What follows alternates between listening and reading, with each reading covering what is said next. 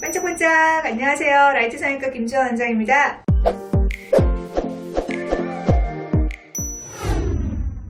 오늘의 주제를 확인해 볼까요? 네, 오늘은 가슴 보형물입니다. 가슴 수술에 대해서 상담을 하다 보면 촉감과 모양, 그리고 가슴 수술을 할까 말까까지 참 여러 가지 고민에 놓이게 되는데요. 이런 가슴 보형물 제가 다 알려드리도록 하겠습니다. 가슴 수술을 할까 말까 하시는 분들 제일 흔하게 하시는 말씀, 가슴 수술하면 유방암 걸리는 거 아니에요? 혹은 유방암이 훨씬 더 잘 걸리는 거 아니에요?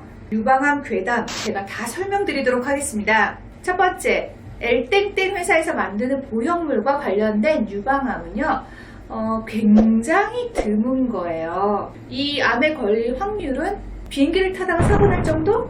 이렇게 굉장히 드뭅니다. 그거를 걱정하신다면 못하실 수도 있겠죠. 물론 다른 방법이 있죠. 엘땡땡사가 아닌 다른 방식으로 만드는 백을 넣게 되면 그런 위험이 훨씬 더 줄어들게 됩니다. 가슴 수술과 유방암의 상관관계는 없다고 결론이 났어요. 물론 아까 말씀드린 엘땡땡사의 어떤 특정 암과는 좀 차별하게 일반적인 유방암에 관련이 되겠죠. 근데 가슴이 원래 작은 사람들은 어떤 멍울이 있어도 잘 발견이 안 되고 있다가 나중에 조금 더 많이 발전돼서 좀 안 좋은 시기에 많이 커졌을 때나 만져져서 발견이 되는 분들이 많았던 반면에 보형물이 있으신 분들은요, 보형물이 속에서 밀어 올리니까 조그만 몽우리도 쉽게 만져지는 거예요. 그래서 유병률 자체는 비슷한데 만져지는 게 훨씬 더 빨리 발견이 되고 먼저 만져지게 되니까요. 그만큼 회복이 훨씬 더 좋고 생존율이 더 좋게 되겠죠? 즉 조기 발견이 되기 쉽다는 약간 이상한 결론이 나오기도 했답니다. 그래서 가슴 수술을 하시면서 유방암 걱정이 계속 되신다라고 하신다면 정기적인 유방 초음파 검사나 유방 MRI 검사를 통해서 계속 추적 관찰하신다면 오히려 더 안전하게 오래 유지하실 수 있을 거예요. 자, 이렇게 암 걱정이 이제 없어졌다라고 하시면 그 다음 두 번째는 보형물 뭘 할까요? 라는 생각을 하시게 될 거예요. 사실 전 세계적으로 유통되고 있는 백의 종류는 어마어마하게 많고요. 그치만 내가 모르니까 그냥 병원에서 권한 대로 넣겠다? 이거 아니죠. 왜냐면 내 몸에 들어가는 거잖아요. 그래서 저는 이렇게 보형물, 가슴 보형물을 선택할 때 가장 중시하시기를 권해드리는 거는 안전성이에요. 예를 들면 아까 말씀드린 엘땡땡사의 보형물이 특정 암이랑 관련이 있다고 말씀드렸는데요.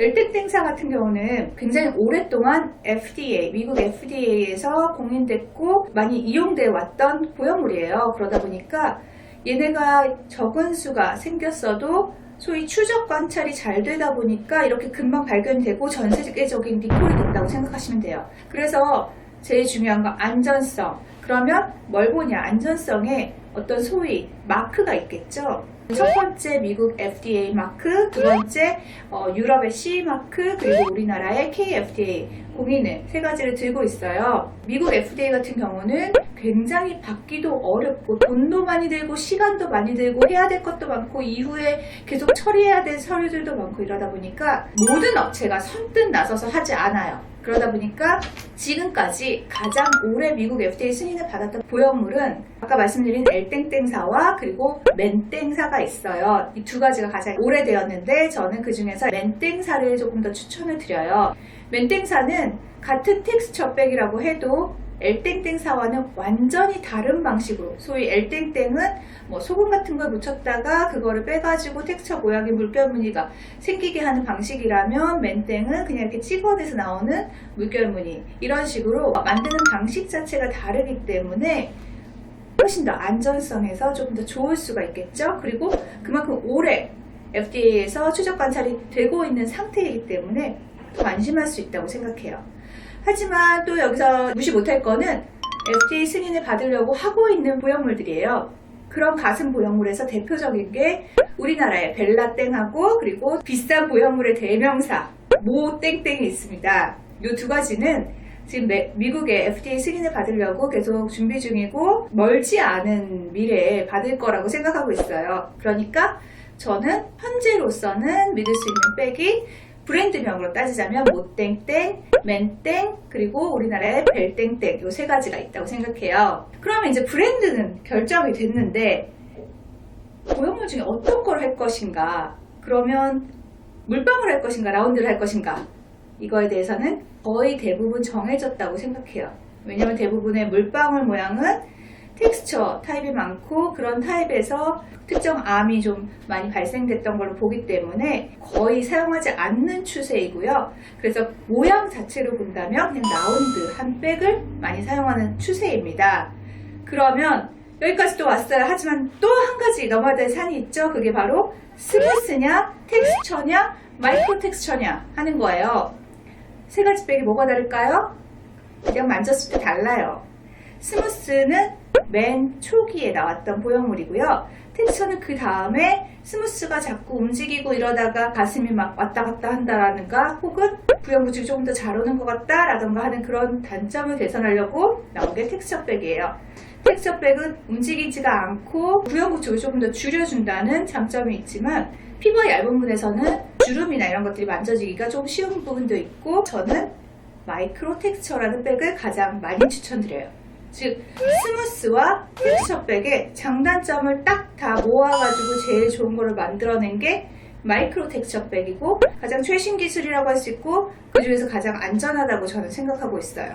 그래서 현재로서는 브랜드명을 생각하시고 그리고 가능하면 마이크로 텍스처 하지만 물론 본인의 상태에 따라서 스무스를 넣을 수도 있고 텍스처를 넣을 수도 있습니다. 그래서 가장 중요한 거는 전문가와 상담을 받고 결정하시는 거겠죠? 마지막으로 상담을 하다 보면 이런 말이 들을 때가 있어요. 근데요, 보형물 넣었다가요, 백 터지면 어떡해요? 라고 물어보시는 분들이 있어요. 이거 마치요. 코 수술하러 오셨는데요. 제가 코 수술하고 나서 코 부딪히면 안 되겠죠? 라고 물어보는 거랑 똑같아요.